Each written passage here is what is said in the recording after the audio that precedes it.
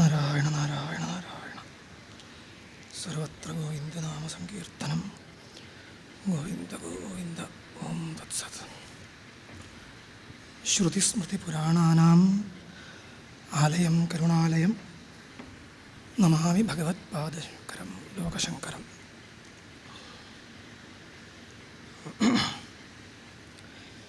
ശ്രീഗുരുഭ്യോ നമഃ.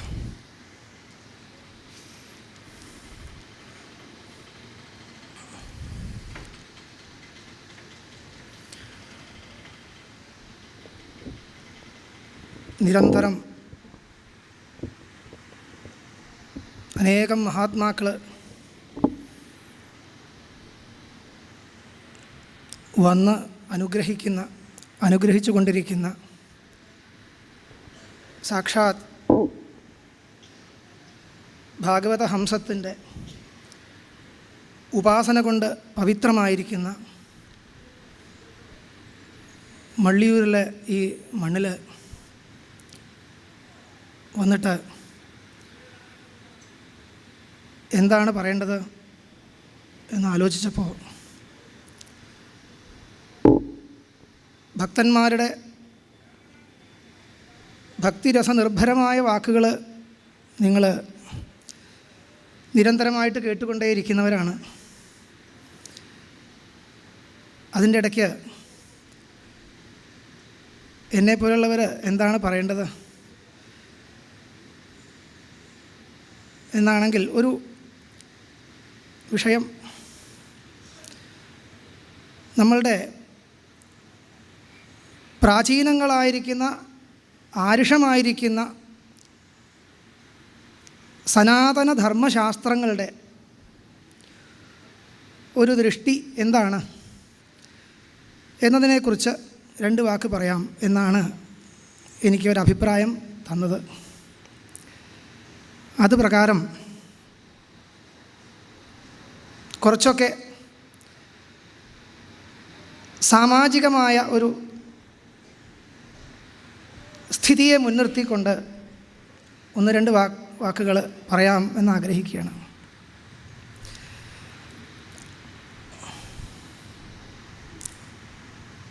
അതിൽ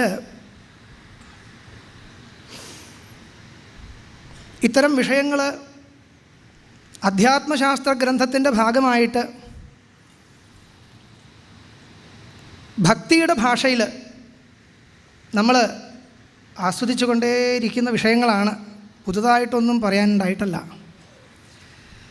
എങ്കിലും അതിനെ തന്നെ ഒരു ശാസ്ത്രത്തിൻ്റെ ഭാഷയിൽ ഒന്ന് കേട്ടാൽ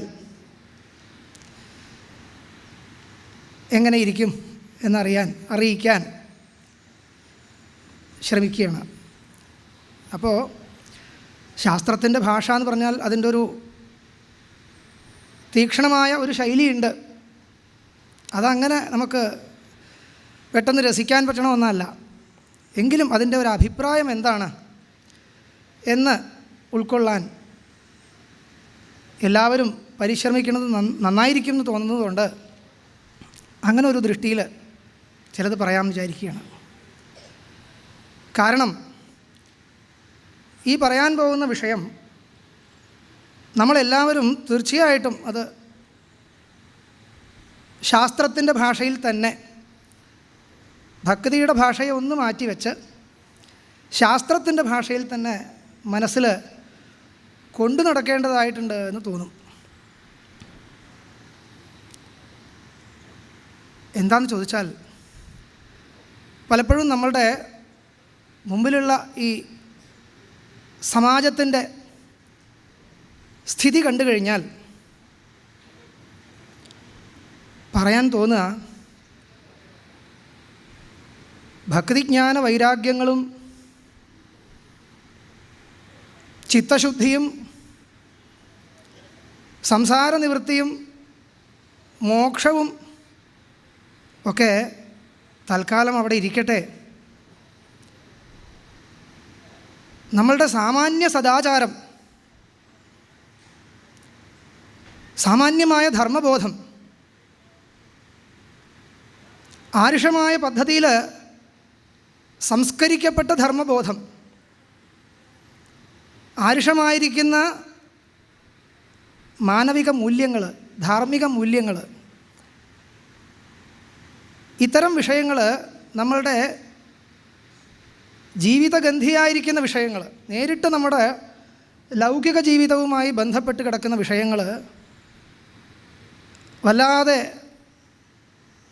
തകർത്തെറിയുന്ന തരത്തിലുള്ള തത്വചിന്താ പദ്ധതികൾ, നാസ്തിക തത്വചിന്താ പദ്ധതികൾ ധാരാളമായിട്ട് ഇപ്പോൾ നമ്മളുടെ സമാജത്തിൻ്റെ മുമ്പിൽ തുറന്നു വിട്ടിരിക്കുകയാണ്. ഞാൻ പറയേണ്ടതില്ല, നിങ്ങൾക്കറിയാം. സ്വതന്ത്ര ചിന്തകന്മാർ എന്ന് പറയുന്ന, എന്ന് അവനവനെ തന്നെ വിളിക്കുന്ന ഒരു പക്ഷം, ഇത് ഇപ്പോൾ ഉള്ളതല്ല, ഇപ്പോൾ പുതുതായിട്ടൊന്നും ഉടലെടുത്തതൊന്നുമല്ല, പുതുതാണെന്ന് അവർക്ക് ഭ്രമം അത്രയേ ഉള്ളൂ. നമ്മളുടെ ഈ ഭാരതഭൂമി എല്ലാ കാലത്തും ഇത്തരം നാസ്തിക ചിന്തകളെ,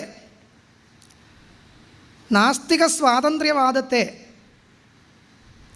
തട്ടി തകർത്തുകൊണ്ട് തന്നെയാണ് ഈ ആസ്തിക പക്ഷത്തിൽ ഈ മഹാജനതയെ ഒരുമിച്ച് കൊണ്ട് നടത്തിയിട്ടുള്ളത്. എല്ലാ കാലത്തും. പഴയ കാലത്ത് ചാർവാകന്മാർ എന്ന് പറയും. ചാരുവായിരിക്കുന്ന വാക്കുകളിലൂടെ ജനങ്ങളെ ആകർഷിക്കാൻ സാമർഥ്യമുള്ളവർ. പൊതുവേ നമ്മളുടെ ജീവിതത്തിലെ വിഷയസുഖാനുഭവത്തിന് വേണ്ടി കുതിച്ചുകൊണ്ടിരിക്കുന്ന ജനങ്ങൾക്ക് അതിന് അനുകൂലമായിട്ട് വീണ്ടും കാറ്റ് വീശുന്ന തരത്തിൽ, വീണ്ടും വീണ്ടും അവരെ മോഹിപ്പിക്കുന്ന തരത്തിൽ അതൊരു തത്വചിന്തയുടെ ഭാഷയിൽ പറഞ്ഞു കഴിഞ്ഞാൽ ജനങ്ങൾക്ക് സന്തോഷവും, സംശയമില്ല. മഹാജനങ്ങൾക്ക് സന്തോഷമാവും. ഈശ്വരൻ, ഭക്തി, ഇതൊക്കെ എന്തോ വിഷയങ്ങൾ, ഇതൊന്നും നമുക്ക് ചിന്തിക്കേണ്ടുന്ന കാര്യങ്ങളെ അല്ല എന്ന നിലയ്ക്ക് ഒരു സമാജത്തിൻ്റെ ഗതി അതങ്ങനെ വളരെ വേഗേന പോയിക്കൊണ്ടിരുന്നാൽ നമ്മളുടേതായിട്ടുള്ള പവിത്രമായിരിക്കുന്ന കുടുംബ ബന്ധങ്ങളുടെ സങ്കല്പങ്ങൾ, പാരസ്പര്യത്തിൻ്റെ സന്ദേശങ്ങൾ, ഇതെല്ലാം നഷ്ടപ്പെട്ട് പോയി കഴിഞ്ഞാൽ എല്ലാവരും അവനവനിലേക്ക് മാത്രം ഒതുങ്ങിക്കൊണ്ട് ജീവിക്കുന്ന ഒരു പന്ഥാവ് സൃഷ്ടിച്ചു കഴിഞ്ഞാൽ നമ്മൾ എന്തിനെങ്കിലും ഒന്നിനെ അനുസരിക്കണമെങ്കിൽ ഭരണഘടനയെ അനുസരിച്ചാൽ മതി. പോലീസ് പിടിക്കാണ്ട് നോക്കണം. ഇത് മാത്രം കൊണ്ട് ജീവിതം സാർത്ഥകമായിക്കൊള്ളും എന്നുള്ള ഒരു ഉപദേശം കേട്ടുകഴിഞ്ഞാൽ ധാരാളം കേൾക്കുന്നുണ്ട്. അതിൽ വ്യാമോഹിക്കാൻ എളുപ്പമാണ്, സംശയമില്ല. എത്രയൊക്കെ നിങ്ങൾ ആധ്യാത്മിക മാർഗത്തിൽ വന്നാലും ഈ ഒരു സജ്ജന സംഘത്തിൻ്റെ തരംഗം അത് അസ്തമിക്കുന്ന സമയത്ത്, അത് ചെറുതായിട്ടൊന്ന് മാറി നിൽക്കുന്ന സമയത്ത് ഇത്തരം വാക്കുകളിൽ നമ്മൾ സമ്മോഹിച്ചേക്കാം. ഒരു വിഷയം. മറ്റൊന്ന്, പലപ്പോഴും നാസ്തിക ശിരോമണികൾ പറയുന്ന ഭാഷയും അധ്യാത്മശാസ്ത്രത്തിൻ്റെ ഭാഷയും ചില സന്ദർഭങ്ങളിൽ ഒരേപോലെ തോന്നുന്നതായിട്ട് നമുക്ക് അനുഭവപ്പെടാറുണ്ട്. എന്നാൽ അത് ഒരേപോലെയാണോ അതിൻ്റെ സാരം കിടക്കുന്നത് എന്നുള്ളത് പര്യാലോചന ചെയ്യേണ്ടതുണ്ട്. അതുകൊണ്ടാണ് ഈ വിഷയം പറയാൻ ഭാവിക്കുന്നത്.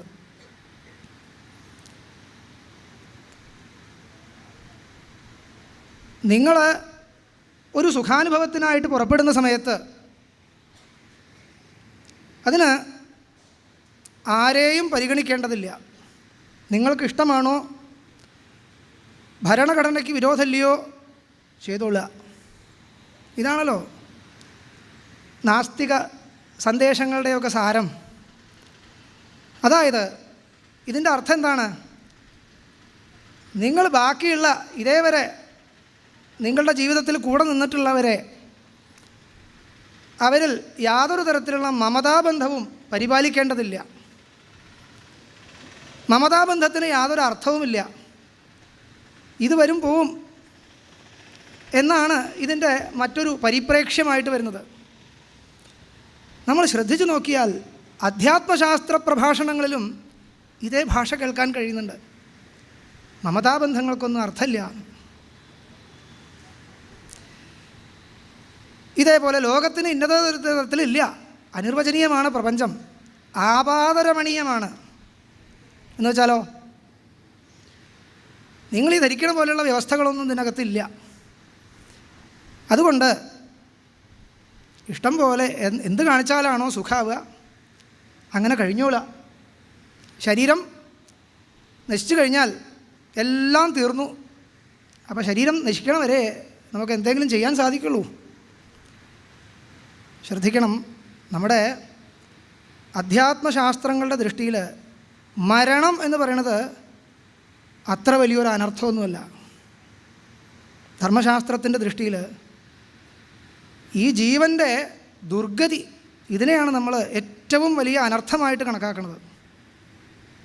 മരണം എന്ന് പറയുന്നത് തഥാ ദേഹാന്തരപ്രാപ്തിർ ധീരസ്തത്ര ന മുഹ്യതി എന്നിങ്ങനെ മരണത്തെ അത്ര വലിയൊരു അമംഗളമായിട്ട് കണക്കാക്കുന്നതേ ഇല്ല നമ്മളുടെ അധ്യാത്മശാസ്ത്രങ്ങൾ, ധർമ്മശാസ്ത്രങ്ങൾ.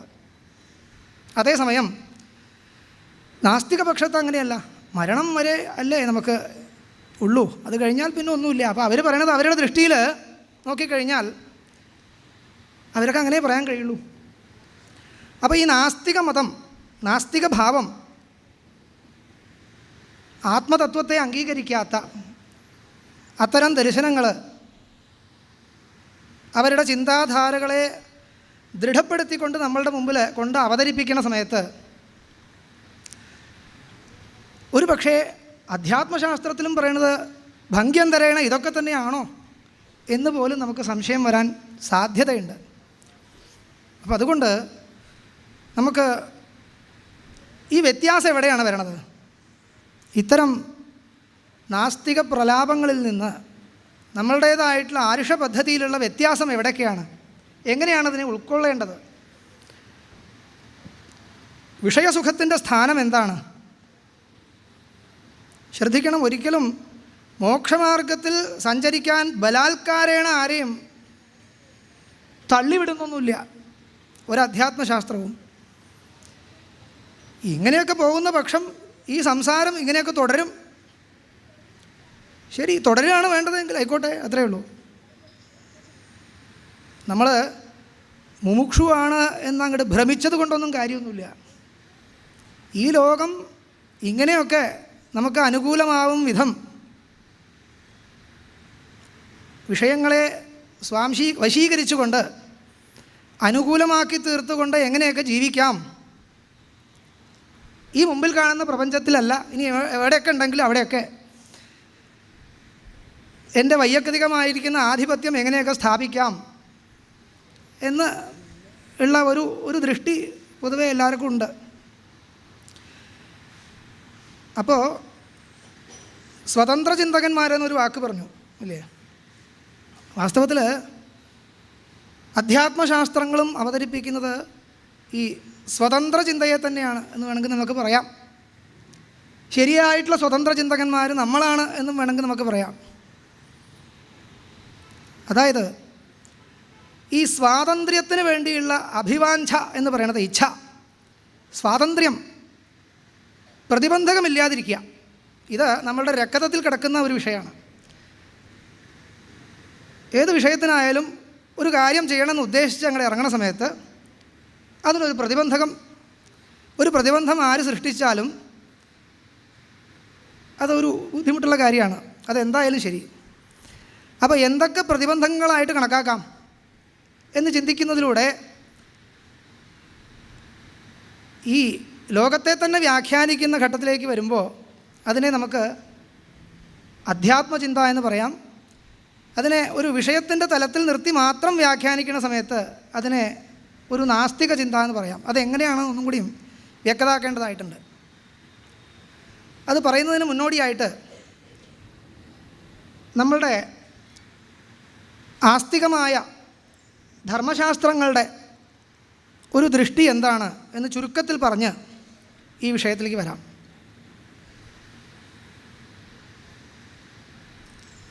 ആദ്യമേ പറഞ്ഞത് നമ്മളും സ്വതന്ത്ര ചിന്തകരാണ്. യഥാർത്ഥ സ്വതന്ത്ര ചിന്തകന്മാരെന്ന് പറഞ്ഞാൽ അധ്യാത്മശാസ്ത്രത്തിൽ നിൽക്കുന്ന വേദാന്തികളാണ്. എന്താ പറയണതിൻ്റെ ആശയം എന്നാണെങ്കിൽ, ഈ ആത്മാവിനെ ഈ പ്രപഞ്ചത്തിൽ നിന്ന് തന്നെ സ്വതന്ത്രമാക്കാൻ,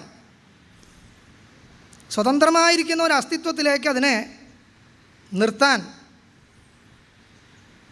ഉള്ള ഉപദേശങ്ങളാണ് വേദാന്ത ശാസ്ത്രത്തിൽ നിൽക്കുന്നത്. അല്ലാന്ന് പറയാൻ വയ്യ. അതുകൊണ്ടാണ് വേദാന്ത ശാസ്ത്രം പാരമാർത്ഥിക ദൃഷ്ടി എന്നും വ്യാവഹാരിക ദൃഷ്ടി എന്നും 2-3 തരത്തിൽ സത്യം എന്ന് പറയുന്ന ആ ഒരു ആശയത്തെ, സത്യത്വം ഒരു തരത്തിലല്ല പല തരത്തിൽ വ്യാഖ്യാനിക്കേണ്ടതായിട്ടുണ്ട്. സത്യം സത്യം എന്ന് എന്തിനാണ് പറയണത്? കാണുന്നതൊക്കെ സത്യം എന്ന് പറയണമെങ്കിലും അങ്ങനെയല്ല. സത്യത്വത്തിന് പല തലങ്ങളുണ്ട് എന്നുള്ള ദൃഷ്ടിയിൽ വേദാന്ത ശാസ്ത്രം പ്രപഞ്ചത്തെ വ്യാഖ്യാനിക്കുന്നത് അതുകൊണ്ടാണ്. കാരണം ഈ ആത്മതത്വത്തിന് മാത്രം ചേരുന്ന ഒരു സ്ഥിതി, ഒരു പ്രത്യേകതരം സത്യത്വം, അത് വ്യാഖ്യാനിച്ച് ഉറപ്പിച്ചാൽ മാത്രമേ സകല സംസാര നിവൃത്തിയാകുന്ന ഈ മോക്ഷം എന്ന് പറയുന്ന അവസ്ഥയെ നമുക്ക് വ്യാഖ്യാനിക്കാൻ സാധിക്കുകയുള്ളൂ എന്നുള്ളത് കൊണ്ടാണ് ഇങ്ങനെ സത്യത്വത്തിൻ്റെ തന്നെ പല തലങ്ങൾ വ്യാഖ്യാനിച്ചുകൊണ്ട് പാരമാർത്ഥിക സത്യത്വമെന്നും വ്യാവഹാരിക സത്യത്വമെന്നും ഒക്കെ അധ്യാത്മശാസ്ത്രങ്ങൾ, അതിൻ്റെ പുരാണങ്ങളും ആയിക്കൊള്ളട്ടെ ശാസ്ത്രഗ്രന്ഥങ്ങളായിക്കൊള്ളട്ടെ എല്ലാം ആ ഭാഷയിൽ നമുക്ക് തത്വങ്ങൾ ഉപദേശിച്ചു തരുന്നത്.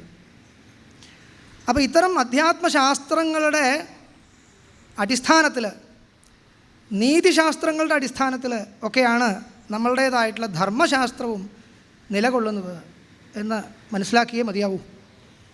അപ്പോൾ അങ്ങനെ മനസ്സിലാക്കുമ്പോൾ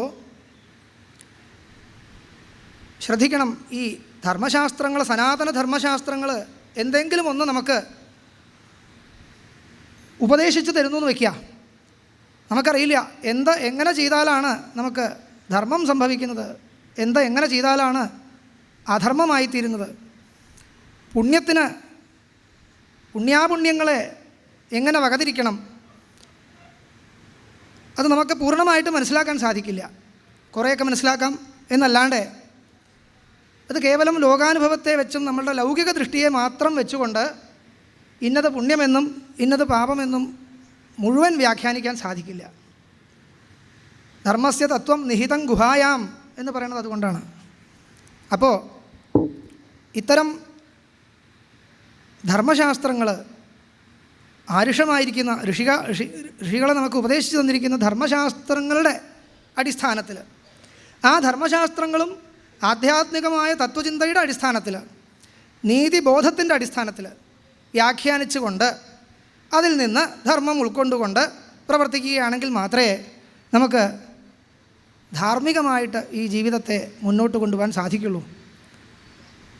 ആരുഷം ധർമ്മോപദേശഞ്ച വേദശാസ്ത്രാവിരോധിന യസ്തർക്കേണാനുസന്ധത്തെ സധർമ്മം വേദ നേതര എന്നാണ് പറഞ്ഞു വെച്ചിട്ടുള്ളത്.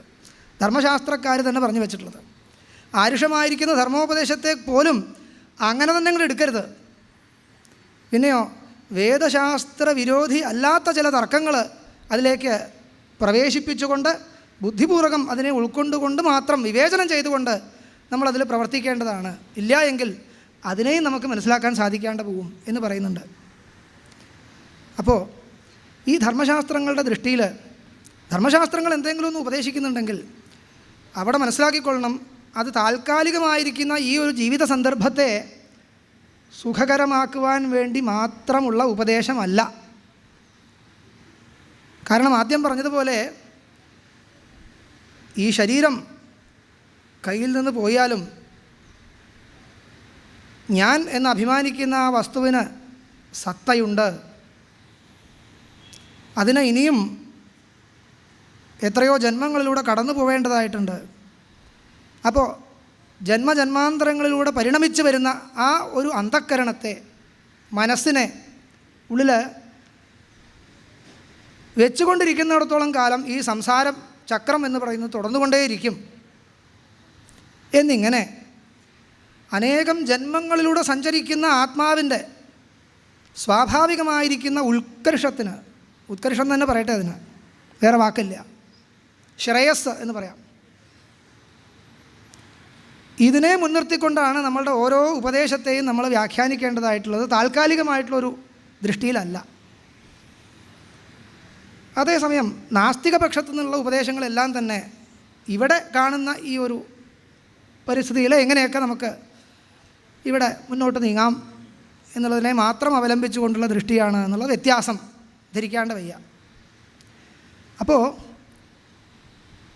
ഈ പറയുന്ന പുനർജന്മം ഇതിനൊക്കെ എന്തെങ്കിലും തെളിവുണ്ടോ എന്നൊക്കെ ചോദിച്ചു കഴിഞ്ഞാൽ തീർച്ചയായിട്ടും ഈ പുണ്യപാപങ്ങളെ അനുസരിച്ചുള്ള കർമ്മങ്ങൾ ചെയ്യുമ്പോൾ കാണുന്ന ഫലം മാത്രമല്ല ഇന്നുണ്ടാവുന്നത്, നമുക്ക് കാണാൻ കഴിയാത്ത ഫലങ്ങളുമുണ്ട്.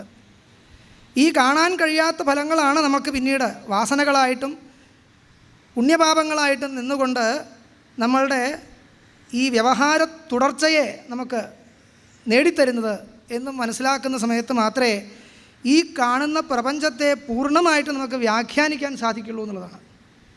ഇല്ലാന്നുണ്ടെങ്കിൽ അത് ഒരു ഏകദേശ വ്യാഖ്യാനം, ഏതാണ്ട് ചിലത് പറഞ്ഞു എന്നല്ലാതെ വേറെ ഒരു സയൻസ് കൊണ്ടും അതിനെ വ്യാഖ്യാനിക്കാൻ സാധിക്കില്ല എന്നുള്ളൊരു അവസ്ഥാവിശേഷം ഇവിടെയുണ്ട്. അപ്പോൾ പുനർജന്മമുണ്ടോ, എന്താ അതിന് തെളിവെന്ന് ചോദിച്ചു കഴിഞ്ഞാൽ എന്താ ഈ തെളിവ് വേണ്ടത് നിങ്ങൾക്ക്? തെളിവെന്ന് പറഞ്ഞാൽ ആധുനിക ശാസ്ത്രമാവട്ടെ പ്രാചീന ശാസ്ത്രമാവട്ടെ അതിന് ഇത്രയേ ആവശ്യമുള്ളൂ. ഗുരുത്വാകർഷണ ശക്തി എന്ന് പറഞ്ഞിട്ടൊന്നുണ്ടെന്നുള്ളതിന് എന്താ തെളിവ്?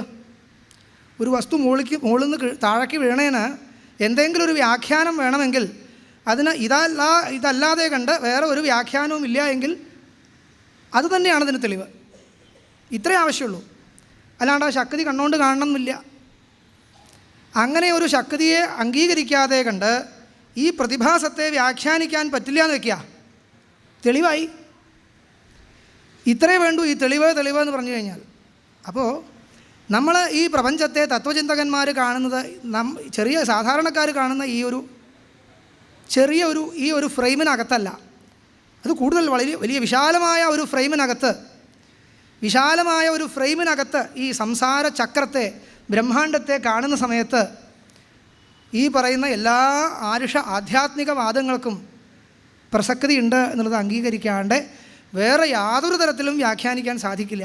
അതേസമയം ഈ അധ്യാത്മശാസ്ത്രങ്ങൾ നമുക്ക് വിരൽ ചൂണ്ടുന്ന ആ പദ്ധതിയിലേക്ക് കടന്നു കഴിഞ്ഞാൽ എല്ലാത്തിനും നമുക്ക് തൃപ്തികരമായിട്ടുള്ള ഉത്തരം നമുക്ക് കിട്ടുന്നുണ്ട്. അപ്പോൾ വേറെന്താ പറയാനുള്ളത്? ഇതാണ് ഈ തെളിവ് എന്ന് പറഞ്ഞാൽ, അല്ലാണ്ട് വേറെ ഒന്നുമില്ല. അപ്പോൾ തെളിവുണ്ടോ എന്ന് ചോദിച്ചു കഴിഞ്ഞാൽ പരിഭ്രമിക്കരുത് ആരും. അപ്പോൾ അങ്ങനെയുള്ള ഒരു ദൃഷ്ടിയിൽ വെച്ചുകൊണ്ടാണ് ഈ ഒരു ശരീരത്തിൽ നിന്നുകൊണ്ട് അനുഭവിക്കുന്ന കർമ്മങ്ങളെ വെച്ചുകൊണ്ടും ഫലങ്ങളെ വെച്ചുകൊണ്ടും സുഖസൗഖ്യങ്ങളെ വെച്ചുകൊണ്ടും മാത്രമുള്ള ഒരു ചിത്രീകരണമല്ല അധ്യാത്മശാസ്ത്രങ്ങളുടെ പക്ഷത്തുനിന്ന് കിട്ടുന്നത്. അത് ഈ തത്വചിന്ത ഉള്ളിൽ വെച്ചുകൊണ്ട് ആരുഷമായിരിക്കുന്ന ധർമ്മോപദേശങ്ങളെ ശ്രദ്ധിച്ചാൽ മാത്രമേ അതിൻ്റെ അന്തസ്സാരം നമുക്ക് ഊഹിക്കാനെങ്കിലും പറ്റുള്ളൂ. ഇല്ലാന്നുണ്ടെങ്കിൽ നമ്മൾ വേറെ വഴിക്ക് തെറ്റിദ്ധരിച്ച് മാറിയേക്കാം. അപ്പോൾ ആധ്യാത്മികമായിരിക്കുന്ന സ്വതന്ത്ര ചിന്ത എന്ന് പറഞ്ഞാൽ ഞാൻ എന്താണ് പറഞ്ഞു? നമ്മളെ അസ്വതന്ത്രമാക്കുന്നത് എന്തൊക്കെയാണ് എന്ന് പരീക്ഷിച്ചു കഴിഞ്ഞാൽ അത് ഇവിടം കൊണ്ടൊന്നും നിൽക്കില്ല. നേരത്തെ പറഞ്ഞ പോലെ ഒരു കാര്യം ചെയ്യാൻ ഉദ്ദേശിച്ചു, അതിന് പ്രതിബന്ധകമായിട്ട് ചിലപ്പോൾ ശരീരം തന്നെ പ്രതിബന്ധകമാവാം. അങ്ങനെ ആവാമല്ലോ. ശരീരം കൊണ്ട് വയ്യാച്ച ശരീരം പ്രതിബന്ധകമായി. ഒരു വിഷയം നേടാൻ ഉദ്യമിച്ചു കഴിഞ്ഞാൽ ആ വിഷയം നേടുന്നത് വരെ ആ വിഷയം കിട്ടാതിരിക്കുന്ന ഒരവസ്ഥ അതിന് പ്രതിബന്ധമാണ്. അങ്ങനെ വന്നു കഴിഞ്ഞാൽ ഇത് ഏതുവരെ പോവും? ഈ വിഷയങ്ങൾ പ്രതിബന്ധകമാണ്. ആ വിഷയം ആരുടെയൊക്കെ കയ്യിൽ പെട്ടിട്ടാണോ ഇരിക്കുന്നത്, ആ വിഷയവുമായി ബന്ധപ്പെട്ടിരിക്കുന്ന സകലരുടെയും അനുവാദം കിട്ടാതെ അത് നമുക്ക് നേടാൻ സാധിക്കില്ല.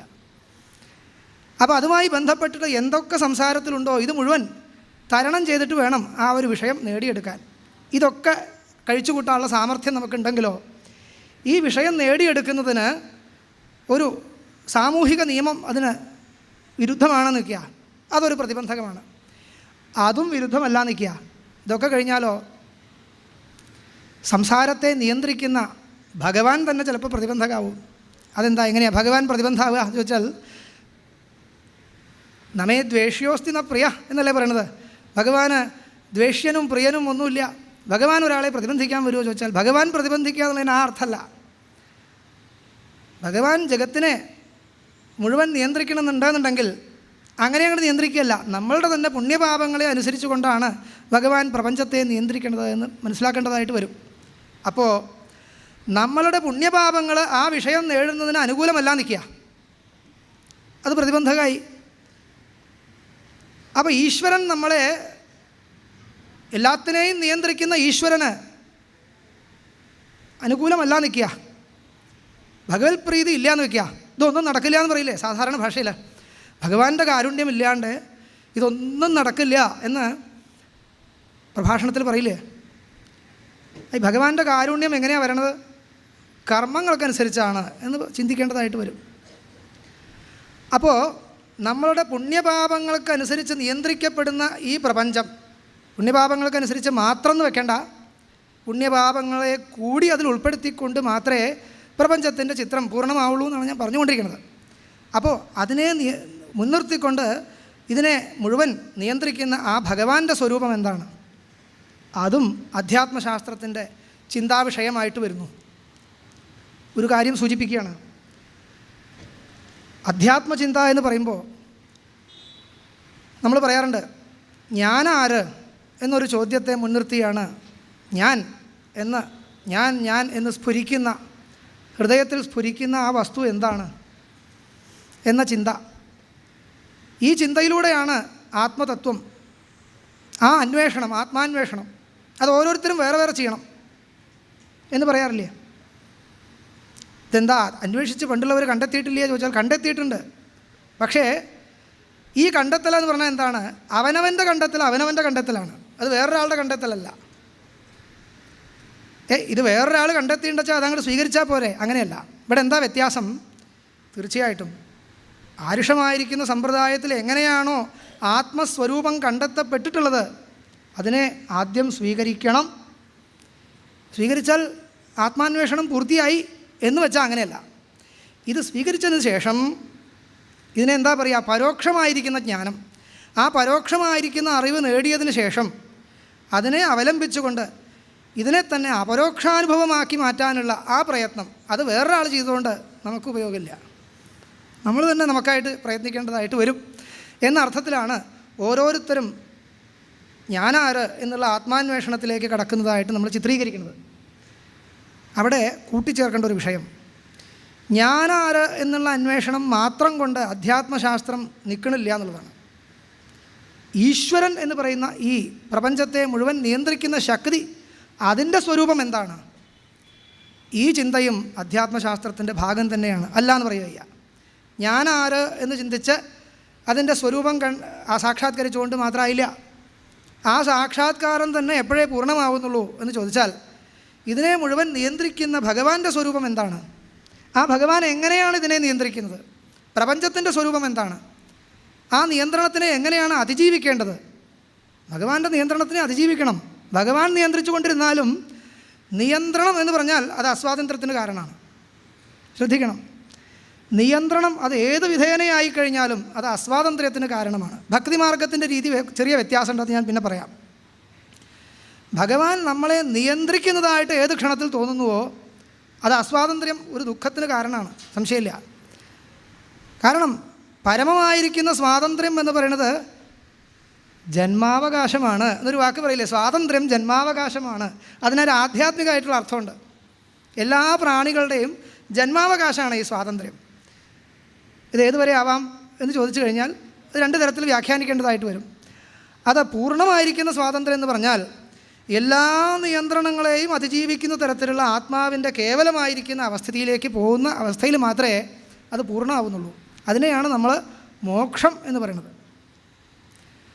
അപ്പോൾ ഭഗവാനിൽ നിന്നുള്ള നിയന്ത്രണം, ജഗത്തിനെ മുഴുവൻ നിയന്ത്രിക്കുന്ന ഭഗവാനിൽ നിന്നുള്ള നിയന്ത്രണം, അതെപ്പോഴാണ് നമ്മളെ ബാധിക്കുന്നത്? ഒരു വിഷയത്തോട് സംബന്ധപ്പെട്ട് നമ്മളുടെ ബുദ്ധി കിടക്കുമ്പോൾ മാത്രമാണ് ബാധിക്കുന്നത്, അല്ലെങ്കിൽ അത് ബാധിക്കില്ല. അത് പിന്നെ പറയാം.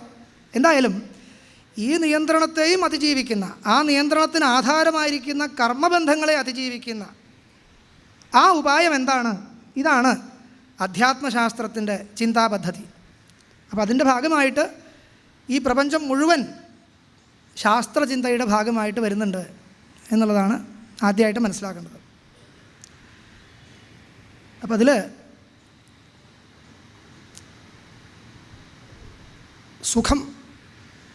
സുഖാർത്ഥികളായിട്ടാണല്ലോ സുഖായ കർമാണി കരോതി ലോക എന്നല്ലേ, സുഖാർത്ഥികളായിട്ടാണല്ലോ നമ്മൾ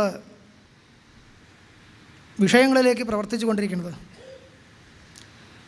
ഇതിനെക്കുറിച്ച് ചില വിഷയങ്ങൾ പറഞ്ഞതിന് ശേഷം ഈ പറയാൻ ഉദ്ദേശിച്ച കാര്യം വ്യക്തമാക്കാം. ഇവിടെ ഈ സുഖത്തെക്കുറിച്ചുള്ള തത്വശാസ്ത്രം ഏറ്റവും ചുരുക്കി പറഞ്ഞാൽ അത് എത്രയേ ഉള്ളൂ. സുഖത്തെ നമുക്ക് രണ്ട് തരത്തിൽ ശാസ്ത്രങ്ങൾ, അധ്യാത്മശാസ്ത്രങ്ങൾ വ്യാഖ്യാനിക്കുന്നുണ്ട്. ഒന്ന് വിഷയസുഖം എന്നും പിന്നൊന്ന് സ്വരൂപാനന്ദം എന്നും. ആനന്ദം സുഖം എന്നുള്ള ശബ്ദത്തിനൊക്കെ അർത്ഥം ഒന്നാണ്. അത് നമ്മുടെ വർത്തമാനത്തിൽ ചെറിയ വ്യത്യാസമുണ്ട്, അത്രയേ ഉള്ളൂ. സ്വരൂപാനന്ദം ഈ വാക്ക് പ്രസിദ്ധമാണ്. വിഷയസുഖം ഈ വാക്കും പ്രസിദ്ധമാണ്. അതേസമയം വിഷയദുഃഖം അങ്ങനൊരു വർത്തമാനം കേട്ടിട്ടുണ്ടോ? അങ്ങനൊരു വാക്ക് പറയുക പതിവില്ല. വിഷയദുഃഖം അതെന്താ പറയുക പതിവില്ലാത്തത് എന്നാണെങ്കിൽ വേറൊന്നുമില്ല. അതിന് കാരണം ഈ ദുഃഖം എന്ന് പറയണത് വിഷയസംബന്ധി അല്ലാണ്ട് അങ്ങനെ ഒന്നും ഇല്ല.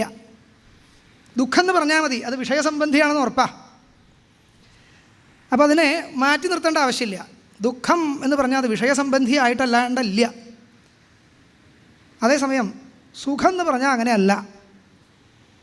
ഒരു വിഷയത്തിനോടും സംബന്ധമില്ലാണ്ടെയും സുഖം എന്ന് പറഞ്ഞ ഒരു അനുഭവമുണ്ട് എന്നുള്ളത് പണ്ടുള്ളവരെ കണ്ടെത്തിയിട്ടുണ്ട്. അതുകൊണ്ടാണ് അതിനെ തന്നെ രണ്ട് തരത്തിലായിട്ട് പറയേണ്ടതായിട്ട് വന്നത്. സ്വരൂപാനന്ദം എന്നും പിന്നെന്താണ് വിഷയാനന്ദം, വിഷയസുഖം എന്താ വെച്ചാൽ പറയാം. നമ്മളുടെ സ്ഥിതി എന്താണ്? സുഖമില്ലാണ്ട് ആർക്കും ജീവിക്കുക വയ്യ. അപ്പോൾ ഈ സുഖം വരണത് എവിടുന്നാണെന്ന് ചോദിച്ചു കഴിഞ്ഞാൽ വിഷയത്തിൻ്റെ സംഘത്തിൽ നിന്നാണ് എന്നുള്ളത് ധരിച്ചു വെച്ചത് കൊണ്ടാ ചോദിച്ചാലേ ഇപ്പോൾ അത് അങ്ങനെയാണ് അനുഭവം ലോകത്ത്. പിന്നെ ഇപ്പോൾ എങ്ങനെയാണ് ഇപ്പോൾ ആ ധാരണ അങ്ങനെയാണ് മാറ്റാൻ പറ്റുന്ന വിഷയമല്ല. ഇപ്പോൾ പൊതുവേ അങ്ങനെയാണ് അനുഭവം. ഇഷ്ടമുള്ള വിഷയങ്ങൾ, പ്രഭാഷണങ്ങൾ മാറി മാറി വന്നാൽ കുറേ കഴിഞ്ഞാൽ അത് മടുത്തു, ഇനി വേറൊരു വിഷയം വേണം. ഇതൊരു വിഷയം തന്നെയാണ്, വിഷയമല്ലാന്നും ധരിക്കണ്ട. അപ്പോൾ ഇഷ്ടമായിട്ട് നമുക്ക് തോന്നുന്ന വിഷയങ്ങളുടെ സംഘം അങ്ങനെ വന്നുകൊണ്ടേയിരുന്നു കഴിഞ്ഞാൽ ഒരു സുഖം അനുഭവപ്പെടുന്നുണ്ട്. ഇതെന്താ സാധനം? അപ്പോൾ ശാസ്ത്രം പറയും ഇതും ഈ ആത്മാവിൻ്റെ സ്വരൂപം തന്നെയാണ്, അല്ലാന്ന് ധരിക്കേണ്ട. പക്ഷേ കുറച്ചായിട്ട് ഈ വിഷയത്തിൻ്റെ സംഘത്തിൽ നിന്ന് അതങ്ങനെ അഭിവ്യഞ്ജിക്കുക എന്ന് പറയും. ഒന്നിങ്ങനെ പുറത്തു വരുന്നു, മറ നീക്കി പുറത്തു വരുന്ന അവസ്ഥയാണിത്. വിഷയങ്ങളുടെ സംഘം വരുമ്പോൾ ഈ സ്വരൂപം, ആത്മസ്വരൂപമായിരിക്കുന്ന ആനന്ദം പറയാറില്ലേ, ഞാൻ എന്ന് പറയുന്ന ആ വസ്തു അത് സ്വയമേ തന്നെ ആനന്ദരൂപമാണ് എന്ന് പറയാറില്ലേ മഹാന്മാർ? അത് ഓർത്താൽ മതി. ആ ആത്മാവിൻ്റെ സ്വരൂപമായിരിക്കുന്ന ആനന്ദം കുറച്ചായിട്ട് അങ്ങനെ പുറത്തു വരുന്ന അവസ്ഥയ്ക്കാണ് ഈ വിഷയസുഖം എന്ന് പറയാം. അതിന് ഉപനിഷത്തുകൾ എന്താ ഉദാഹരണം കൊടുക്കുക?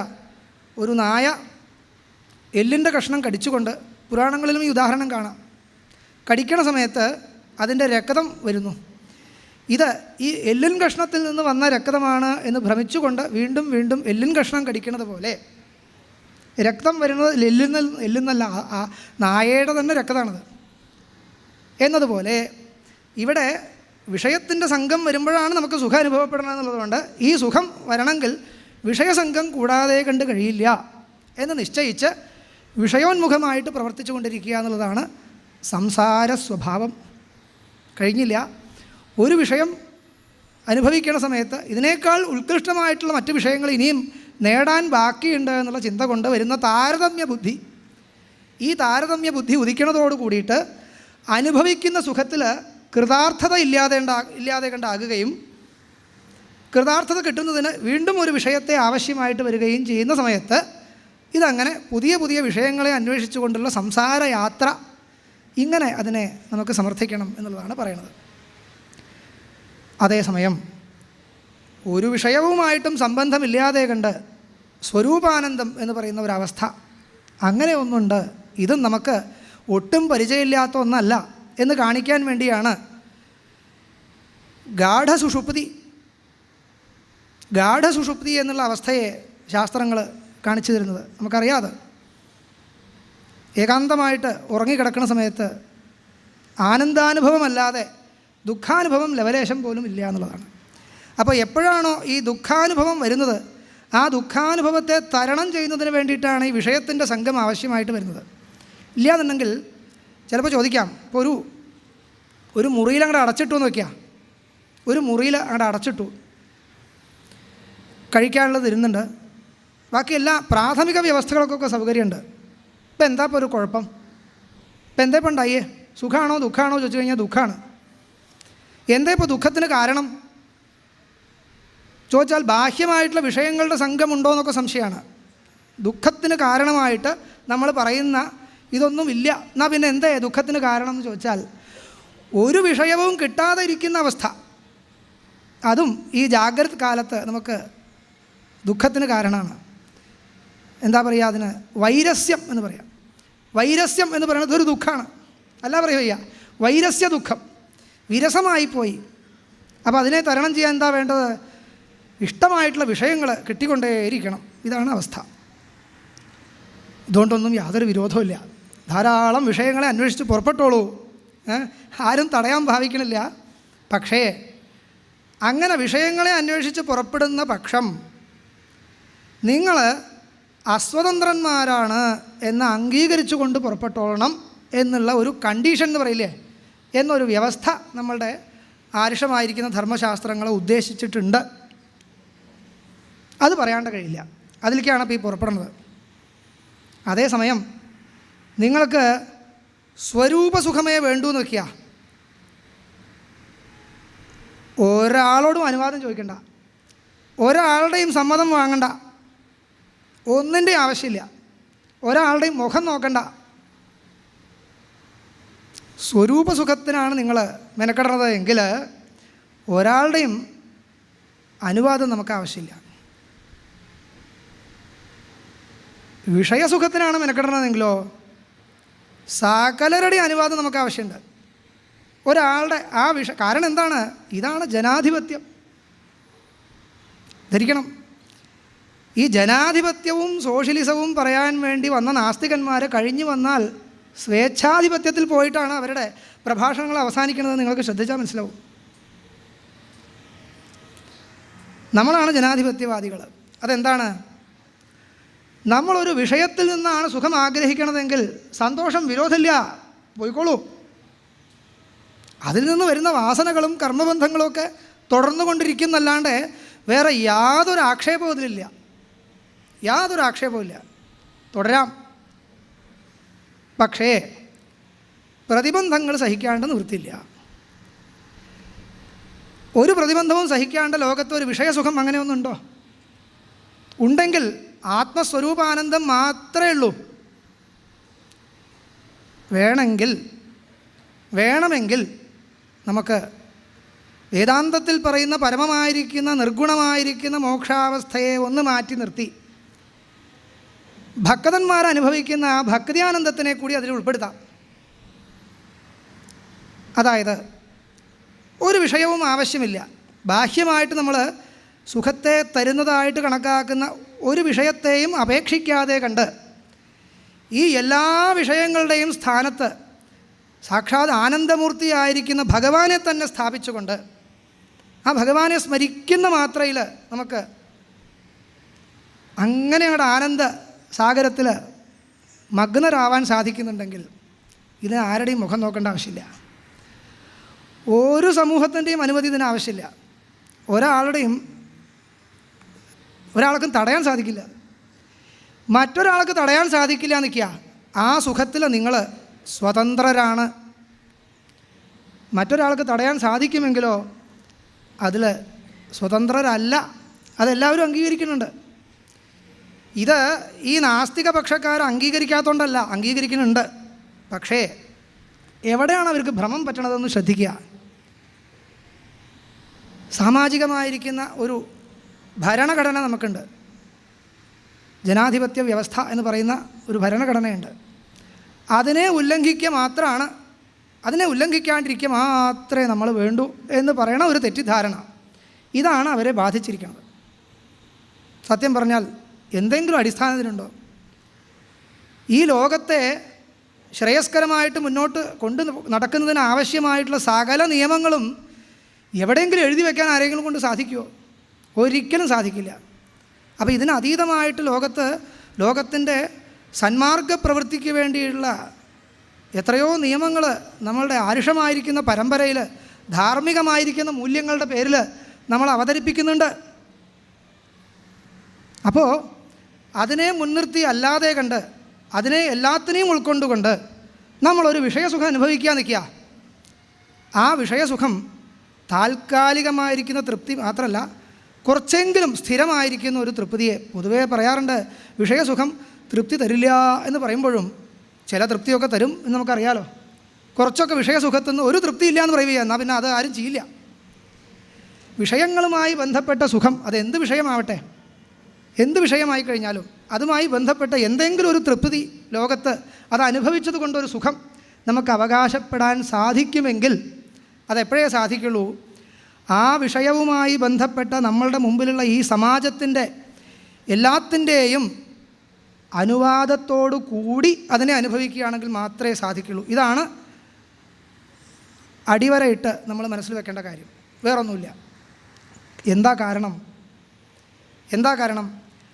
അതാണ് ശരിയായിട്ടുള്ള ജനാധിപത്യം.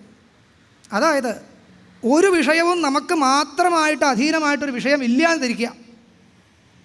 എന്തൊരു വിഷയവും നമ്മൾ പൈസ കൊടുത്ത് വാങ്ങിയതാവട്ടെ, ഒരാളും തന്നെ ഒരു വസ്തുവും തന്നെ നമുക്ക് മാത്രം അധീനമായിട്ടൊരു വസ്തു, അങ്ങനെ ഒരു വസ്തു ലോകത്തിലില്ല.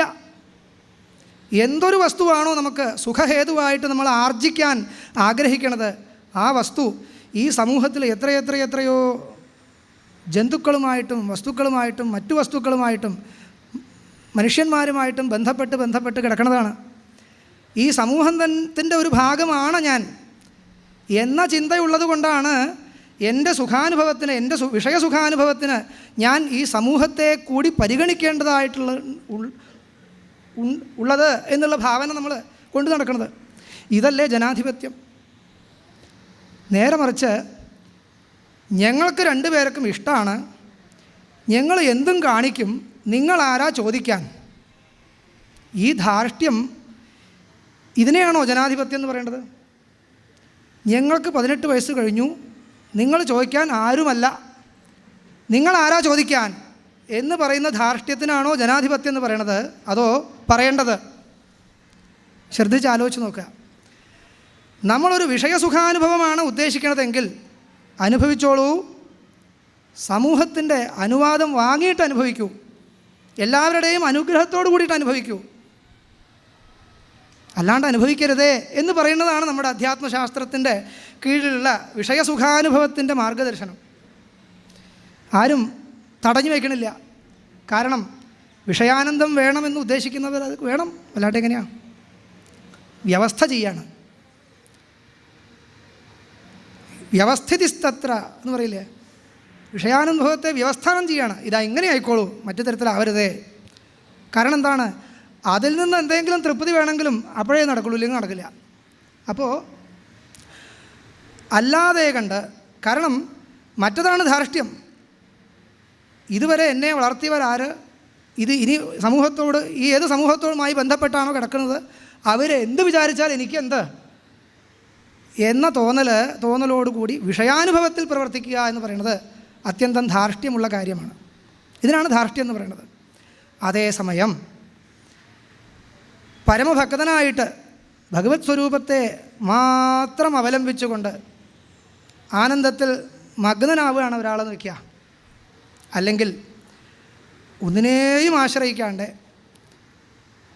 കേവല ആത്മഭാവത്തിൽ ഒരാൾ, ഒരു മുക്തനായിട്ടൊരാൾ സമാധ്യവസ്ഥയിൽ നിൽക്കുക. ഇതിന് ഒരാളെ ആവശ്യമില്ല. കാരണം ഇത് ഒരു സമൂഹത്തിൻ്റെ ഒരു ഭാഗമല്ല, ഇത് പൊതുസമൂഹത്തിൻ്റെ ഭാഗമല്ല. അപ്പോൾ പൊതുസമൂഹത്തിൽ നിന്നുകൊണ്ട് വിഷയാനുഭവത്തെ ആഗ്രഹിക്കുന്നവർ പൊതുസമൂഹത്തിൻ്റെ വ്യവസ്ഥയെ ഉൾക്കൊള്ളേണ്ടതില്ല എന്ന് പറയുന്നതാണ് ശരിയായിട്ടുള്ള ധാർഷ്ട്യം. ഇതാണ് സ്വേച്ഛാധിപത്യം എന്ന് പറയേണ്ടതായിട്ട് കഴിയും. അപ്പോൾ ചുരുക്കി പറഞ്ഞാൽ ആശയം ഇതാണ്: വിഷയാനന്ദമെന്നും സ്വരൂപാനന്ദമെന്നും രണ്ടുണ്ട്. അതിൽ വിഷയാനന്ദമാണ് ഉദ്ദേശിക്കുന്നതെങ്കിൽ അതിൽ നമുക്ക് പല വിധത്തിലുള്ള അസ്വാതന്ത്ര്യങ്ങളുണ്ട് എന്ന് അംഗീകരിച്ചുകൊണ്ട് ഈ അസ്വാതന്ത്ര്യങ്ങൾക്കകത്ത് നിന്നുകൊണ്ട് സാധിക്കുന്ന വിഷയാനുഭവത്തെ നേടിക്കൊണ്ട് ഈ ലോകത്ത് അങ്ങനെ കഴിയുകയാണെന്ന് നിൽക്കുക. ഒരു ഉപദ്രവവും നമ്മളെ കൊണ്ടുണ്ടാവില്ല, സംശയമില്ല. അല്ലെങ്കിൽ ഉപദ്രവം ഉണ്ടാവും, ഉറപ്പാണ്. ഒരാളുടെ സ്വാതന്ത്ര്യം വേറൊരാളുടെ സ്വാതന്ത്ര്യത്തിന് പ്രതിബന്ധമാകുമ്പോഴാണല്ലോ ഈ നിയമങ്ങൾ സ്ഥാപിക്കേണ്ടതായിട്ട് വരുന്നത്. അത് സ്വാതന്ത്ര്യത്തിന് പ്രതിബന്ധം എന്ന് പറഞ്ഞാൽ ഏതുവരെ ആവാം. അഭിപ്രായ സ്വാതന്ത്ര്യം ഏതുവരെ ആവാമെന്ന് പറയില്ലേ, ഏതുവരെയും ആവാം. വിട്ടുകൊടുക്കണം സമൂഹത്തിന് വേണ്ടിയിട്ട്. നമ്മളെ വിമർശിക്കാനുള്ള സ്വാതന്ത്ര്യം വിട്ടുകൊടുക്കണം. ആ വിമർശനങ്ങൾ ഏറ്റുവാങ്ങിക്കൊണ്ട് ആ വിമർശനങ്ങളെ അതിജീവിച്ചുകൊണ്ട്, അതിജീവിക്കുക എന്ന് പറഞ്ഞാലോ മറ്റുള്ളവർ പറയുന്നത് മുഴുവൻ കേട്ടുകൊണ്ട് മാത്രമേ ഒരു കാര്യം ചെയ്യാവൂ എന്നർത്ഥമല്ല. അതേസമയം ആർക്കൊക്കെയാണോ അതിൽ എതിരഭിപ്രായമുള്ളത് കുറേയെങ്കിലും അതിനെ അവർക്ക് ഒന്നുകിൽ അവരെ പറഞ്ഞ് മനസ്സിലാക്കണം. അതിനുള്ള കർത്തവ്യം, ആ ഭാരമെങ്കിലും നമുക്കുണ്ട്. അത് ചെയ്യാതെ കണ്ട് ഞാൻ ഇങ്ങനെയാണ്, താനാരാണ് ചോദിക്കാൻ എന്നുള്ള ഭാവനയാണ് സ്വതന്ത്ര ചിന്തകന്മാരായിരിക്കുന്ന നാസ്തികന്മാർ നമുക്ക് പറഞ്ഞു തരുന്നത്. ഇതല്ല ജനാധിപത്യം എന്നാണ് ഇവിടെ പ്രാചീന ധർമ്മശാസ്ത്രത്തിൻ്റെ പദ്ധതിയിൽ ഇപ്പോൾ പറഞ്ഞുകൊണ്ടിരിക്കുന്നത്. ശിഷ്ടനിന്ദ എന്നൊരു വാക്കുണ്ട് ധർമ്മശാസ്ത്ര ഗ്രന്ഥങ്ങളിലെ. ശിഷ്ടനിന്ദ എന്ന് പറയും. അതായത് ഇങ്ങനെ കാണിക്കരുതേ, ഇങ്ങനെ കാണിച്ചാൽ സജ്ജനങ്ങൾ നിന്ദിക്കും എന്ന്. സജ്ജനങ്ങൾ ഇങ്ങനെ കാണിക്കുക, അദ്ദേഹം വളരെ മോശമായി എന്ന് പറഞ്ഞ് നിന്ദിക്കും. ഈ നിന്ദയ്ക്ക് വില കൊടുക്കണം എന്നാണ് പറയണത്. അപ്പോൾ നമ്മളെ നിന്ദിക്കാൻ വില കൊടുക്കണം. എല്ലാവർക്കും അധികാരമുണ്ട്. നാട്ടിൽ പരദൂഷണം പറയില്ല ആൾക്കാർ. അയാൾ അങ്ങനെ ചെയ്തു, ഇയാൾ ഇങ്ങനെ ചെയ്തു. ഇതൊന്നും പരദൂഷണം പറയരുതെന്നാണ് പറയുക. എങ്കിലും മറ്റൊരു ദൃഷ്ടിയിൽ ഞാൻ പരദൂഷണം പറയരുതെന്ന് വെക്കാമെന്നല്ലാണ്ട് സമൂഹത്തിന് പരദൂഷണം ചെയ്യാനുള്ള അധികാരം നമ്മളുടെ വിട്ടുകൊടുക്കണം. എന്താ ഈ പരദൂഷണം? പരദൂഷണം ചെയ്യുന്നവരുടെ ഉള്ളിലും ഒരു നല്ല ഉദ്ദേശം ഉണ്ടെന്നാണ് ഞാൻ പറയുക. കാരണം ഇതല്ലേ ശ്രേയസ്കരമായിട്ടുള്ള മാർഗം. അയാൾ ഇതിന്ന് വിട്ടുപോയത് ശരിയായില്ലല്ലോ എന്ന് ചൂണ്ടിക്കാണിക്കാനുള്ള അവകാശമാണത്. ആ അവകാശം നമ്മുടെ സമൂഹത്തിൽ എന്തുകൊണ്ടാണ് നിൽക്കുന്നത്, ഇന്ന് നിലനിൽക്കുന്നത് എന്തുകൊണ്ടാണ്? നമ്മളുടെ ധർമ്മശാസ്ത്രം അങ്ങനെ നമ്മളെ മാത്രം നോക്കിയാൽ പോരാ, ഈ സമൂഹത്തിൽ മറ്റുള്ളവരുടെ നടപടികളെയും നമ്മളെ വിമർശിച്ച് വേണ്ട വിധത്തിലാക്കേണ്ടുന്ന ഭാരം നമുക്കുണ്ട് എന്ന് ഉപദേശിച്ചു തരുന്ന ധർമ്മശാസ്ത്രമാണ്. അതുകൊണ്ടാണത് അങ്ങനെ ആയിത്തീർന്നത്. ആരെന്തായി അങ്ങനെ ആയാലെന്താൽ ഞാൻ ഇങ്ങനെയാണ്, ഇതല്ല നമ്മുടെ പദ്ധതി. ഒരു പക്ഷേ അതുകൊണ്ടാണോ എന്ന് തോന്നിപ്പോവും. ഗ്രാമങ്ങളിൽ പരസ്പരം അങ്ങോട്ടും ഇങ്ങോട്ടും പറയാം, പതിവുണ്ടല്ലേ? നഗരങ്ങളിൽ ആരെങ്കിലും പറയാറുണ്ടോ? ആരെന്തായാൽ എനിക്കെന്താ, ആരാന്ന് പോലും അറിയില്ല. ഇതാണ് നാഗരിക സംസ്കാരം. ഗ്രാമീണ സംസ്കാരം അങ്ങനെയല്ല. ആരാ എന്താ, അയാളിപ്പോൾ എന്തിനാ അങ്ങനെ കാണിച്ചേ, ഇങ്ങനെ കാണിച്ചേ. ഈ വിമർശനം വേണം സമൂഹത്തിൽ. ഇതില്ലെങ്കിലാണ് അബദ്ധമായി പോവുക. അത് അധ്യാത്മദൃഷ്ടിയിലത് ഈ വിമർശിക്കുന്നവർക്ക് ഹിതമാണോ എന്നുള്ളത് വേറെ വിഷയം. ലോകവ്യവഹാര ദൃഷ്ടിയിൽ നമ്മളുടെ ധർമ്മപദ്ധതികളെ ഒക്കെ കൊണ്ടുപോകാൻ ഇതൊക്കെ ആവശ്യമാണ്. ഇല്ലാണ്ടെങ്കിലാണ് അബദ്ധമായി തീരുക.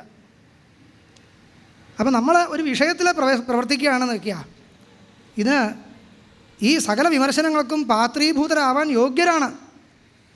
അതൊക്കെ അംഗീകരിക്കുന്നവർ മാത്രമേ അതിന് പുറപ്പെടാവൂ.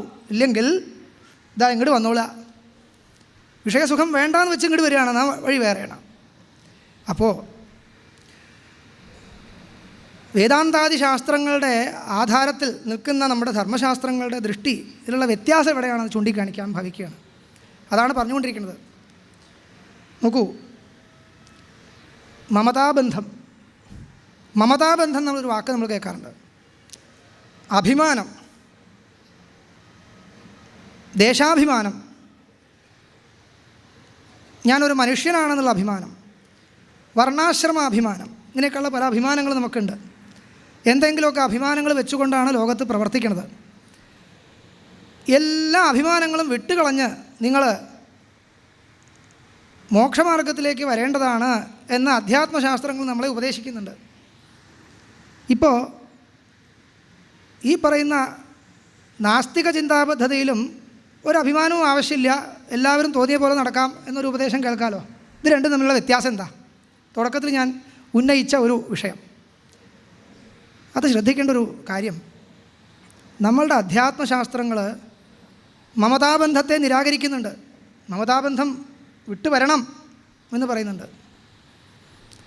എല്ലാ സ്വാഭിമാനങ്ങളും ഞാൻ ചെയ്യുന്നു എന്നുള്ള അഭിമാനമടക്കം വിട്ട് ഈശ്വര മാർഗത്തിൽ വരണം, അധ്യാത്മമാർഗത്തിൽ വരണം എന്ന് ഉപദേശിക്കുന്നുണ്ട്. ഈ രണ്ട് ഉപദേശവും തമ്മിലുള്ള വ്യത്യാസം എന്താ? ഈ പറഞ്ഞു തന്നെയാണ് വ്യത്യാസം. ഒരിക്കലും ഒരു വിഷയപ്രാപ്തിക്ക് വേണ്ടി ശ്രമിക്കുന്ന ഒരാളോട് അഭിമാനവും മമതാബന്ധവും വിടണം എന്ന് അധ്യാത്മശാസ്ത്രം പറയുന്നതേയില്ല. നിങ്ങൾ വിഷയാനന്ദമാണോ ഉദ്ദേശിക്കുന്നത്? മമതാബന്ധം നിർബന്ധമാണ്. മമതാബന്ധം നിർബന്ധമാണ്. കാരണം മമതാബന്ധവും വിഷയാനന്ദവും ഒന്നിച്ചു പോകുന്ന വിഷയങ്ങളാണ്.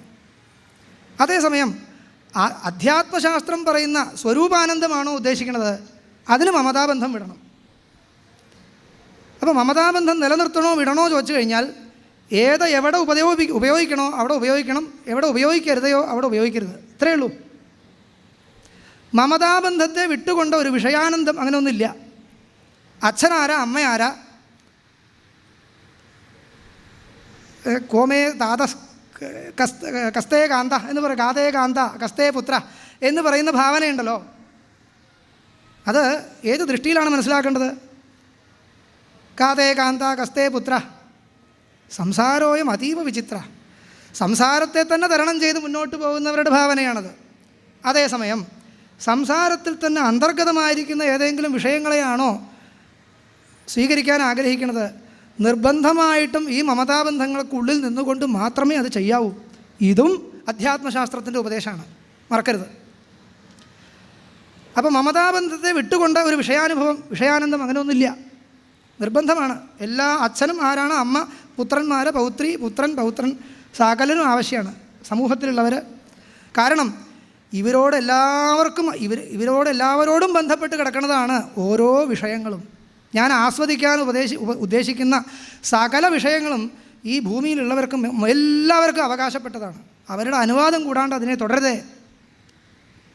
ഈ ഉപദേശം നിർബന്ധമാണ്. ഈ മമതാബന്ധത്തെ എപ്പോൾ വിടാം? വിടണ്ടേ? ഇത് വിടണോ വേണ്ടയോ? സംശയമാവൂല്ലേ? എന്താ ഉത്തരം പറയേണ്ടത്? ദേശാഭിമാനം എന്ന് പറയാം. ദേശാഭിമാനം വേണോ വേണ്ടയോ? ഒരഭിമാനവും പാടില്ല. അധ്യാത്മശാസ്ത്രത്തിൽ മുന്നേറുന്നവർക്ക് ഒരഭിമാനവും പാടില്ല എന്നല്ലേ പറയണത്? എന്ന് പറഞ്ഞ് ഒരാൾ ദേശാഭിമാനത്തോടു കൂടി നിൽക്കുന്ന സമയത്ത് അയാളെ നിന്ദിക്കുന്ന സമ്പ്രദായങ്ങൾ കാണാറുണ്ട്. അങ്ങനെയല്ല. നമുക്ക് എങ്ങനെയാണ് വേർതിരിക്കേണ്ടത് നോക്കൂ. ഈ ഒരൊറ്റ വിഷയത്തിൽ തന്നെ പറയാം. ദേശപ്രേമം, ദേശസ്നേഹം, ദേശഭക്തി, ദേശാഭിമാനം, 3 വാക്കുകൾ വിശദീകരിക്കേണ്ടതായിട്ടുണ്ട്. ദേശസ്നേഹം, അതിനേക്കാൾ മേലെയാണ് ദേശഭക്തി, അതിനേക്കാൾ മേലെയാണ് ദേശാഭിമാനം. ഇതൊക്കെ വേണോ വേണ്ടയോ ചോദിച്ചാൽ എന്താ പറയുക? നിങ്ങൾ അധ്യാത്മമാർഗത്തിൽ പോണ ആളാണ്, നിങ്ങൾക്ക് എന്ത് ദേശസ്നേഹമാണ്, എന്ത് ദേശാഭിമാനമാണ്, എന്താ അതിൻ്റെ ആവശ്യം ചോദിക്കില്ലേ? വളരെ കരുതലോടുകൂടിയാണ് നമ്മുടെ അധ്യാത്മശാസ്ത്രങ്ങൾ കാര്യങ്ങൾ. നമ്മളെ അഭിമാനത്തെ പിടിച്ചു വാങ്ങുന്നത്, പെട്ടെന്ന് പിടിച്ചു വാങ്ങരുത് അതിനെ. നമ്മുടെ അഭിമാനത്തെ അങ്ങനെ തന്നെ പിടിച്ചു വാങ്ങിയാൽ പെട്ടെന്ന് അധപ്പതിച്ചേക്കാം. ഈ കരുതലോടുകൂടിയാണ് അധ്യാത്മശാസ്ത്രങ്ങൾ പ്രവർത്തിക്കുന്നത്. ശ്രദ്ധിച്ചാൽ മനസ്സിലാവും. ദേശസ്നേഹം എന്ന് പറഞ്ഞാൽ എന്താണ്? അത് സാധാരണ എല്ലാവർക്കും, ഞാൻ ഈ ദേശത്തിലാണ് നിൽക്കുന്നത്, എനിക്ക് ഈ ദേശത്തിൽ നിൽക്കുന്നത് കൊണ്ട് ചില ഉപയോഗങ്ങളുണ്ട്, അതുകൊണ്ട് ഞാൻ ഈ ദേശത്തിൽ സ്നേഹിക്കുന്നു, ഇത്രയായ ദേശസ്നേഹമായി. ഇതിപ്പോൾ നമുക്ക് വേറെ ഏതെങ്കിലും വിദേശത്ത് നിന്നാലും ആ വിദേശത്തോട് സ്നേഹം ഉണ്ടാവും. തൽക്കാലം എൻ്റെ ചില ആവശ്യങ്ങൾ നടക്കും. ഇപ്പോൾ മറ്റുള്ളവരോട് സ്നേഹം ഉണ്ടാവണമെങ്കിൽ അയാളോട് ബഹുമാനം ഉണ്ടായിക്കൊള്ളണമെന്നില്ല. എൻ്റെ കാര്യം നടക്കുന്നിക്കുക സ്നേഹം ഉണ്ടാവും. ഈ തരത്തിലുള്ള ഒരു വികാരത്തിനെ നമുക്ക് വേണമെങ്കിൽ ദേശസ്നേഹം എന്ന് പറയാം. അതിനേക്കാൾ ഒന്ന് മേലെ ഭക്തി, ദേശഭക്തി എന്ന് പറയും.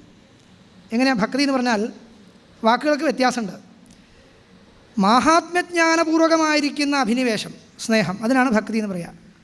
അതിന് എൻ്റെ കാര്യം നടക്കുന്നു മാത്രം പോരാ, അതിൻ്റെ മാഹാത്മ്യം ഉൾക്കൊണ്ടുകൊണ്ട് നമ്മളൊക്കതിൽ പരമമായ പ്രേമം വരുമ്പോൾ അതിനാണ് ഭക്തി എന്ന് പറയുക. ഭഗവൻ മാഹാത്മ്യത്തെ ഉൾക്കൊണ്ടുകൊണ്ട് ഭഗവാനിൽ നിരന്തരമായിരിക്കുന്ന പരമപ്രേമം വന്നു കഴിഞ്ഞാൽ അതിനാണ് ഭക്തി എന്ന് പറയുന്നത്, അറിയാം. അതേപോലെ ദേശാഭിമാനം എന്ന് പറഞ്ഞാലോ, ദേശാഭിമാനം എന്ന് പറഞ്ഞാൽ ഒരു സ്റ്റെപ്പ് മേലേക്ക് പോകണം. ഈ ദേശത്തിൻ്റെ മഹിമകളൊക്കെ എൻ്റെ കൂടി മഹിമകളാണ് എന്നറിഞ്ഞുകൊണ്ട് എന്നെ തന്നെ ഞാൻ ഈ ദേശത്തിൻ്റെ ഭാഗമാണ് എന്ന് അനുഭവിച്ചുകൊണ്ട് ഈ ദേശത്തിൻ്റെ ഇകഴ്ച എൻ്റെ തന്നെ ഇകഴ്ചയാണ്, ഈ ദേശത്തിൻ്റെ മഹിമ എൻ്റെ തന്നെ മഹിമയാണ്, ഈ ദേശത്തിൻ്റെ ഉത്കർഷം എൻ്റെ കൂടി ഉത്കർഷമാണ് എന്നിങ്ങനെ ആ ദേശത്തിലുള്ളതായിരിക്കുന്ന ഗുണദോഷങ്ങളെ എന്നിലേക്ക് ആരോപിച്ച് രോമാഞ്ചമോ ദുഃഖമോ സന്തോഷമോ ഒക്കെ അനുഭവിക്കുന്ന അവസ്ഥയ്ക്കാണ് ദേശാഭിമാനം എന്ന് പറയാം. അഭിമാനം എന്ന വാക്ക് അങ്ങനെയാണ് ഉപയോഗിക്കേണ്ടത്. ഇതൊക്കെ വേണോ വേണ്ടയോ ചോദിച്ചാൽ വേണം, വേണ്ട, ഏതുവരെ വേണം എന്നാണെങ്കിൽ ചെറിയ ഉദാഹരണം പറയാം. ഞാൻ മനുഷ്യനാണ് എന്നൊരു അഭിമാനം വേണോ വേണ്ടയോ? എന്താ പറയുക? വേണം. ഏതുവരെ? മനുഷ്യത്വത്തിന് നിരക്കാത്ത പ്രവൃത്തികളിൽ നിന്ന് സ്വാഭാവികമായിട്ട് ഞാൻ വിരമിക്കുന്നത് വരെ.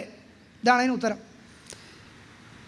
അങ്ങനെയുണ്ടല്ലോ, മനുഷ്യൻ ഞാൻ ഒരു മനുഷ്യനാണ് എന്ന് അഭിമാനിച്ചു കൊണ്ടിരുന്നാൽ മാത്രമേ ആ അഭിമാനം പോയാൽ ഞാൻ മനുഷ്യത്വത്തിന് നിരക്കാത്ത പ്രവൃത്തികളിലേക്ക് പോയേക്കുമോ എന്നൊരു സംശയം ഉണ്ടെങ്കിൽ ആ അഭിമാനം നിർത്തിക്കൊള്ളണം.